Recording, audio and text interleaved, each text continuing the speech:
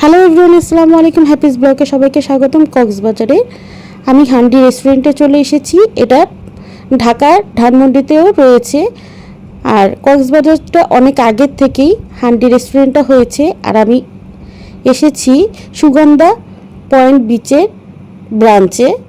এখান থেকে আমি খাবারগুলো অর্ডার দিয়ে দিব এবং মেনুটা আপনাদের সাথে শেয়ার করছি, তাদের প্রাইস কী রকম, আর খাবারগুলো টেস্ট করে জানাবো আপনাদেরকে কোনটার খাবারের স্বাদ কীরকম। আপনারা যখন কক্সবাজারে যাবেন অবশ্যই এখান থেকে খাবার টেস্ট করে দেখতে পারেন। এখানে বাঙালি খাবার খেতে পারবেন, চাইনিজ খাবার খেতে পারবেন, কাবাব আইটেম খেতে পারবেন, ইন্ডিয়ান আইটেমগুলো খেতে পারবেন। এখানে অনেক ধরনের খাবারের ভেরিয়েশন রয়েছে। আপনারা যে কোনো খাবারগুলো ট্রাই করতে পারবেন। আশা করি নিরাশ হবেন না। প্রত্যেকটি খাবারই তাদের অনেক সুস্বাদু এবং প্রাইসটা অনেক রিজনেবল।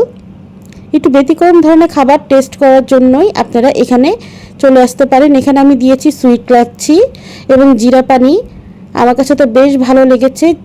আর জিরা পানিটা তো আমি টোটাল 3 গ্লাস খেয়েছি। আর রিজনেবল, এটা 60 টাকা প্রাইস।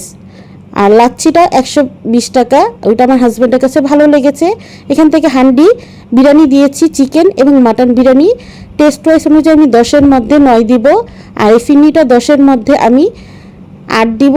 আমার কাছে বেশ ভালো লেগেছে কোয়ান্টিটি অনুযায়ী। এটা প্রাইস ছিল মেবি 80 টাকা। কোয়ান্টিটি অনুযায়ী ভালো পরিমাণেরই ছিল। এরপর আমরা চলে এসেছি কলাতলি বিচে।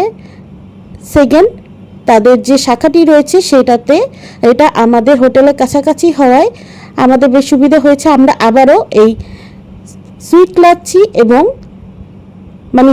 যেটা আমরা জিরা পানিটা নিয়েছিলাম সেটা নিয়ে নিয়েছি। এই দুইটার টেস্ট অসাধারণ। 10-এর মধ্যে আমি দিব 9।